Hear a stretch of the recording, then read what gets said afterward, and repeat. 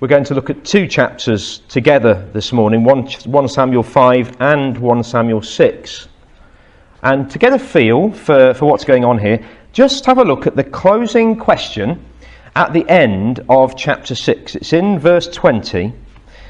And the question is, who can stand in the presence of the Lord, this holy God? Now, everyone that we meet in these chapters is religious in some way, and yet neither Israel nor the Philistines have the answer to this most basic of questions. Who can stand? Who can stand in the presence of this holy, powerful, dangerous God?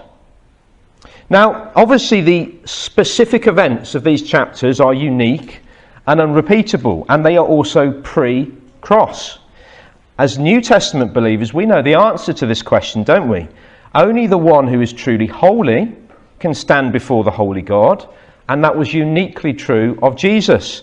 And only in his holy name, clothed in his righteousness, can we stand before the holy God. But these chapters are still relevant for us, although they are very strange, aren't they? Romans 15 says that everything that was written in the past was written to teach us. So these chapters are here for our benefit.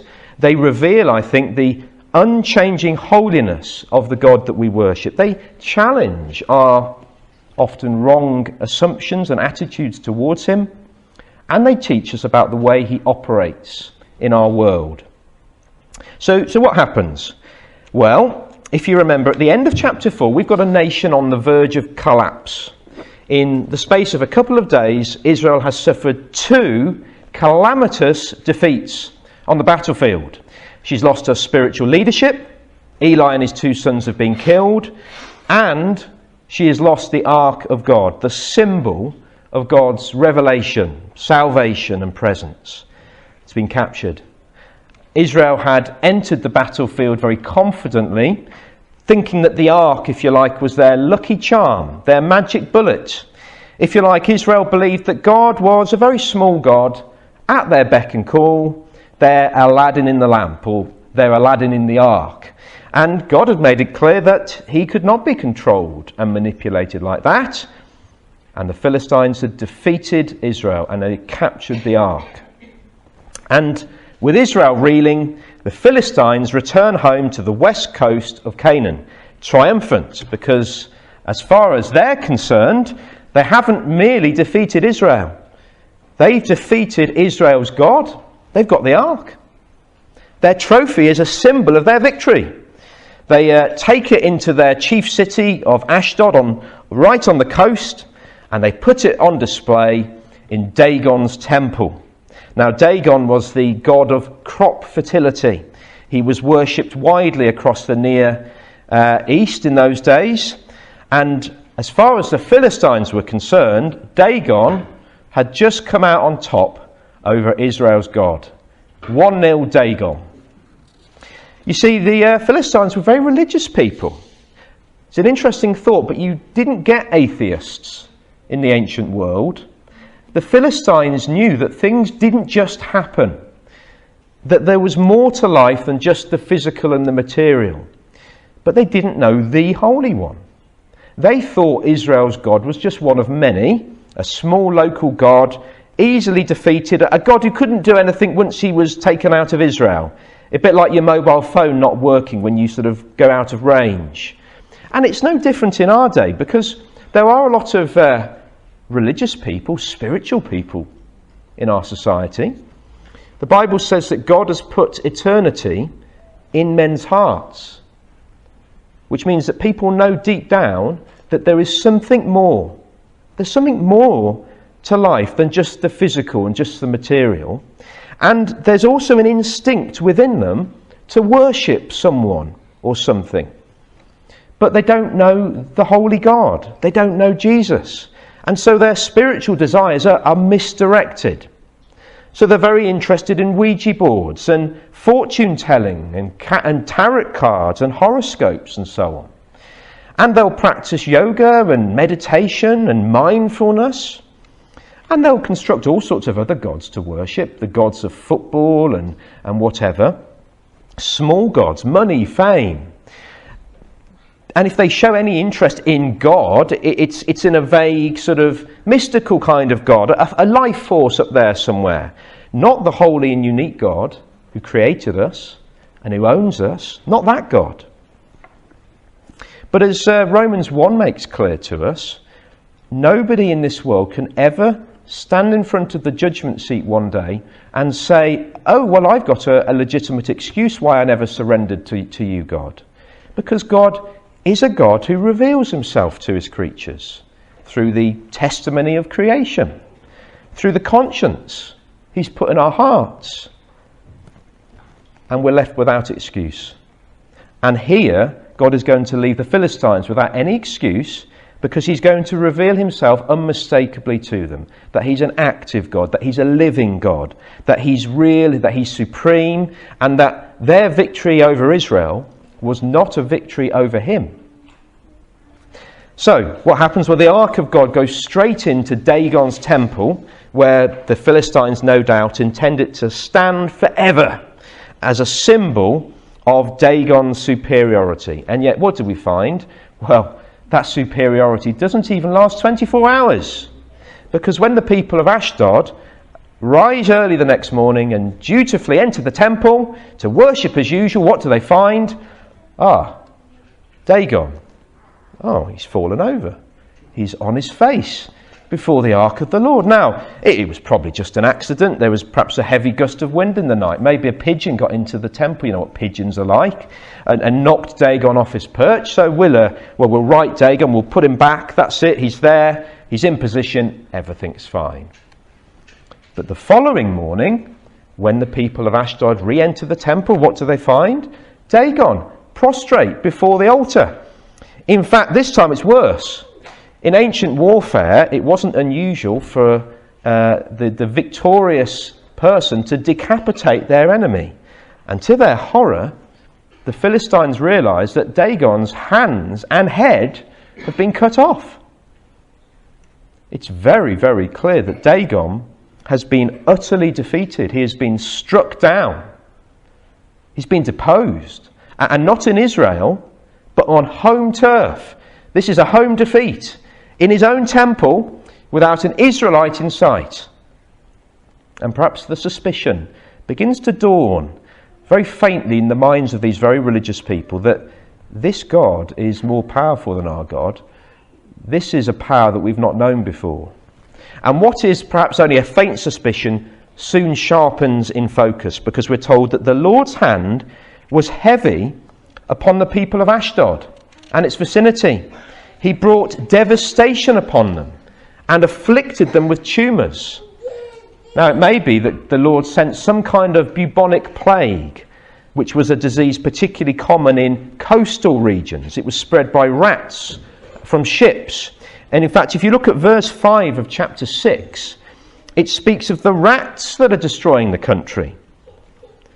Bubonic plague was a horrible disease. It was called in England, if you know your history, the Black Death. And in the 1340s, it killed up to 40% of England's population.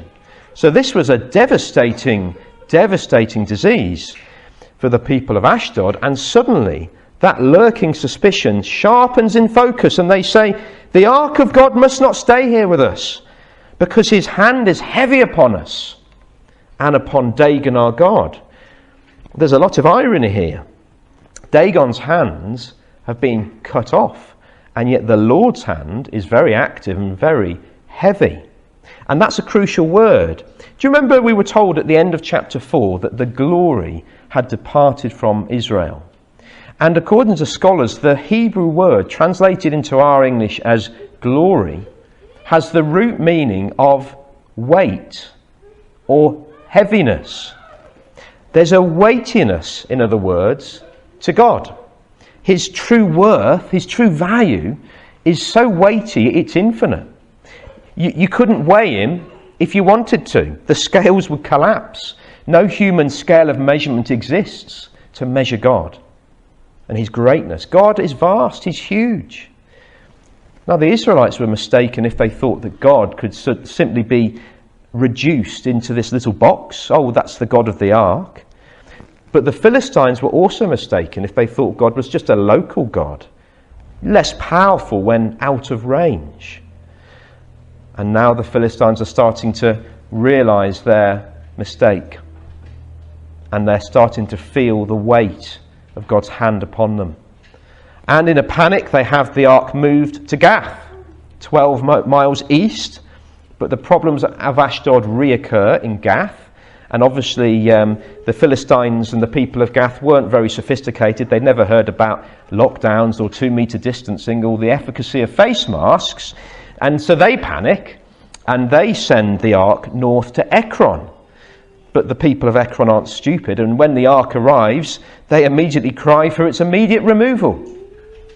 And things can't go on like this. It says in verse 1 of chapter 6 that the ark of God is in Philistine territory for 7 months, which might not sound like a long time, but when people are dying every day, that's an awful long time, isn't it? This is a national crisis for the Philistines. And where's Dagon?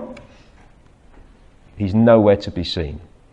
He's been exposed as a false god, humbled by the true God. Whatever the solution is going to be to this crisis, it cannot and will not involve Dagon. And do you know what? This is the way that God treats the Philistines of our day. Who are the Philistines of our day? Well, they're everywhere, aren't they?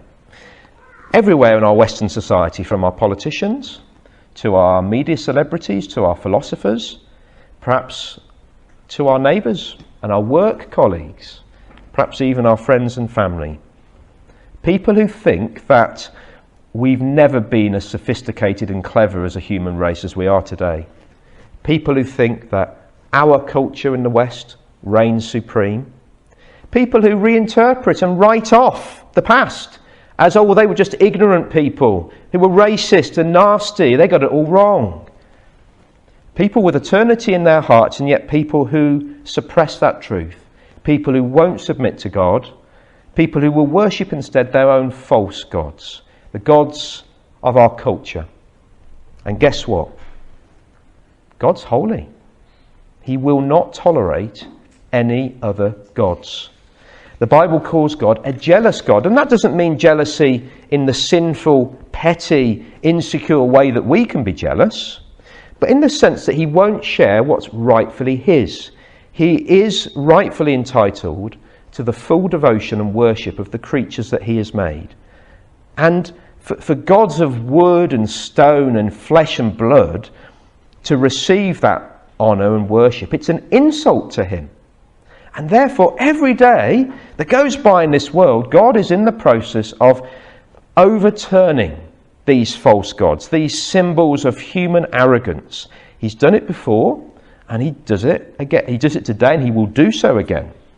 Let me give you 1 or 2 examples. The turn of the 20th century, and Western society is anticipating this golden era of technological advancement and achievement and human glory. But it didn't take long for God to depose such gods. Do you remember Titanic? The unsinkable ship. It was said that God himself couldn't sink the Titanic. It was the finest ship ever made up until that point. And it sunk on its maiden voyage in 1912. And then 2 years later there was a devastating world war, which was said to be the war to end all wars. And guess what? There was another even worse war 2 decades after that. Human arrogance, human conceit turned to dust. And let's flash forward to our century, the 21st century. Western culture is rushing, isn't it, to cast off moral restraints and to say that God doesn't exist. And what do we find in our century? Well, September the 11th and the war on terror and the economic crash of 2008 and now COVID-19. I'd like to suggest to you that God's hand is heavy upon our society and our world. Our gods are being humbled. But the question is, are people listening? Is our society listening? It says in Jonah 2, those who cling to worthless idols forfeit the grace that could be theirs. And it also says in Psalm 16, the sorrows of those who increase, the sorrows of those will increase who run after other gods. It's God's world. He made it. He's sovereign over everything that happens, and he's an active God. He's speaking today in judgment. The question is our society listening? Are we listening? Are you listening? Well, the Philistines were certainly listening. They realise that they have offended the holy God. They've put the sacred ark of God next to a pagan idol. They'd broken the first of the 10 Commandments. You shall have no other gods before me. And though they didn't know God intimately, they had experienced his displeasure, his wrath, which is a horrible position to be in. To have forfeited God's love and grace and to only see and experience his wrath, well, it's a kind of hell on earth, isn't it? And so these people know that they must return the ark of God to Israel at all costs. But will that be enough? These people are ignorant in the ways of God. Ideally, I suppose they might have turned to an Israelite to instruct them, perhaps the prophet Samuel. But that would have been a humiliating thing to do. And in any case, the Israelites had apparently been deserted by their own God. So what do the Philistines do? Well, they turn to their own religious leaders, these pagan priests and diviners. And you know, the advice that they give in ignorance is sound up to a point. The advice is, pay the price. You've offended this God. You're guilty. Pay him the guilt offering that he is due. Send back the ark with a guilt offering. Now, of course, because these are ignorant people, they get it wrong as well. They think that because the judgment of God had been brought about by rats, and because it was manifested by awful tumours, and because it had affected 5 cities, well, they advised that 5 golden tumours, which is a rather hideous image, isn't it? 5 golden tumours and 5 golden rats were to be fashioned and sent back with the ark. Now, it's logical, it's creative, but it's mistaken. We're told in Leviticus 11 that the rat was an unclean animal. It wasn't to be offered to the Lord. But they didn't know that. And the principle is a sound one. God is angry. And the priests say, look, if we harden our hearts, like the Pharaoh and the Egyptians did all those years ago, we'll be destroyed. And that's still a principle that stands true today, because it says in Hebrews, if you hear his voice today, do not harden your hearts. So the priests say, look, we need to return the ark, we need to atone for our sin, we need to send these rats and these tumours.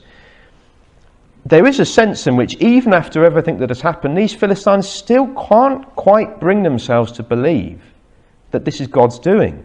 So there is a lingering unbelief here which the priests pick up on. And so they set a final test. Get a new cart to carry the ark of God back to Israel, along with this guilt offering. Have the cart pulled by 2 cows who've never pulled a cart before. And what's more, make it clear that the 2 cows have to be cows with young calves dependent upon them, because a mother and her calf would tend to be inseparable. And if you have 2 cows who are totally unaccustomed to pulling a cart, and they're very preoccupied with their young, well, they'll start off, but they'll very quickly abort the mission and turn around and go home. But if, contrary to all that expectation, the 2 cows pull that cart in a straight line all the way to Beth Shemesh, the nearest Israelite town, well, then it's clear. It really was the Lord's hand against us. And remarkably, you might think, well, this is putting the Lord to the test, which it was. But remarkably, this is what happens. The cows are divinely compelled, against their own nature, to carry the ark of God in a straight line. No deviation, no distraction, right up to Beth Shemesh, this Israelite border town. And it tells us that God is gracious and God is kind.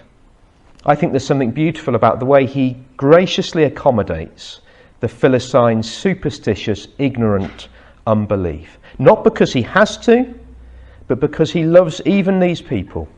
But he's a stranger to them, but they aren't strangers to him. And now the Philistines do know for certain that they have been dealing with Almighty God. Whether it made any lasting difference, we can't tell. But for the moment, they can breathe a sigh of relief. They have encountered the living God, and yet in wrath the living God remembered mercy. They haven't been completely destroyed. And in fact, though these Philistines are so far off from God, yet he has condescended to reveal something of himself to them. And this is how God continues to treat people in our world today. It's been said that for the believer, earth is the closest thing to hell that they will ever experience. And it's also been said that for the unbeliever, earth is the closest thing to heaven that they will ever experience. Have you ever thought about that? So many people in this world, so far from God, living without him, and yet he doesn't destroy them. He doesn't show them the full extent of his wrath. He pours down the rain and the sun in equal measure upon them. Instead of wrath, they're given mercy. They're given family and friends and friendship and joy in this life. And better still, the people of our world are offered eternal mercy. Because, as we know, full atonement has been made for sin. Not golden rats or tumours or anything like that, but the God-man, Jesus, the Holy One of God, who died instead of us to turn away God's wrath. That verse I read at the beginning, Ephesians 2, says that many who were once far away have been brought near by the blood of Christ. I mean, I don't know how many miles it is from here to Bethlehem or Jerusalem, but I know that ordinarily speaking, me, a non-Jew, I shouldn't know the living God, but I do because of the grace and mercy of Jesus Christ and the expanse of the gospel. I was once far away and I've been brought near. I sought God and I found mercy. And mercy and grace are offered daily in our world to people who may despise it, but it's offered them. Paul says, now is the day of God's favour. Now is the day of salvation. God is still in the business of overturning human idols and defying human wisdom, not just in righteous anger, but in grace, to shape people up, to compel them to look up and see him. That's the measure of the God that we worship. That's the measure of God's love and patience towards people like us, to sinners. If I put it another way, God hasn't turned the lights off. Not yet. Because that really is hell, when all the lights are off and God's wrath is the only enduring reality.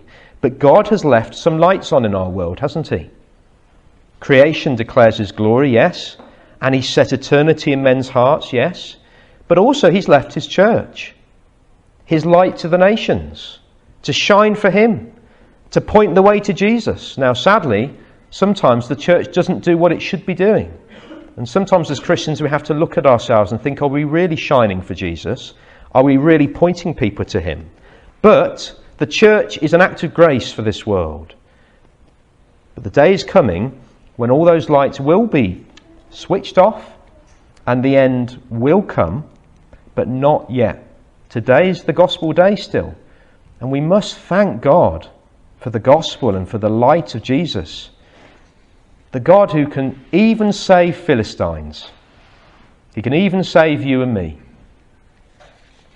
Now, it'd be nice to end there, but there's a rather strange postscript to this story. We switch back to Israel and the people of Beth Shemesh. It's an Israelite border town about 9 miles southeast of Ekron. Probably the nearest significant Israelite town. And it's a Levitical city where the clan of Kohath lived. And one day, the people of the town are out harvesting their wheat in the fields when an astonishing sight meets their eyes. They look up and they see coming, as it were, right up to the doorstep, the cart with the Ark of God on it. It's an unexpected sight. It's a thrilling sight. And the people of Beth Shemesh are overjoyed, and led by the Levites, burnt offerings and sacrifices are made to the Lord. And although the text doesn't say it, I imagine messengers were sent further afield across Israel. Rejoice! The Ark of God's back! It's likely that with all the carnage that had been going on in those Philistine cities, that there'd been very few Philistine raids over those 7 months. So over that time, there'd been opportunity for the Israelites to lick their wounds and to rebuild, time for scars to heal. And now, with the ark back, God's returned. It seems like everything's back to normal. It's the old normal. God has forgiven us. God loves us. The Philistines have lost. So it's a nasty shock, isn't it, when we read verse 19. But God, and there's lots of these but gods in the Bible, and sometimes they're wonderful, but this one is a sobering one. But God struck down some of the men of Beth Shemesh, putting 70 of them to death, because they had looked into the ark of the Lord.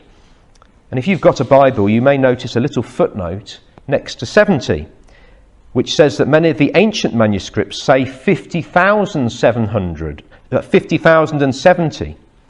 Apparently the Hebrew grammar is a rather complex thing, and it's hard to know for sure what that figure was. I would suggest that the smaller figure is more likely because Beth Shemesh was a small town or city. But either way, it's shocking, isn't it? The ark has returned, but the killing hasn't stopped. Why? Why this strange postscript? Well, I remember last year going to the British Motor Museum in Warwickshire, because I'm a sad person. And it's got over 300 classic British cars on display. And believe it or not, I'm not massively into cars. I do like to drive them, but even I was quite excited. I was getting close. I was touching the bodywork, taking photos, admiring these cars. And it was a little bit like that at Beth Shemesh. After all, ordinarily the ark was hidden away in the sanctuary, away from public view. Now here it is, a tourist attraction on display. And it seems that the townsfolk, and perhaps a few further afield, were coming up close to gape at it, to inspect it, to look at it, perhaps even to look inside it. And this was a thing not to be done, because even the Levite family, the Kohathites, responsible for the upkeep of the ark and the furniture, were prohibited from investigation of this kind. Numbers 4:20. They must not go in to look at the holy things, even for a moment, or they'll die. Why? Because God's holy. He's totally other.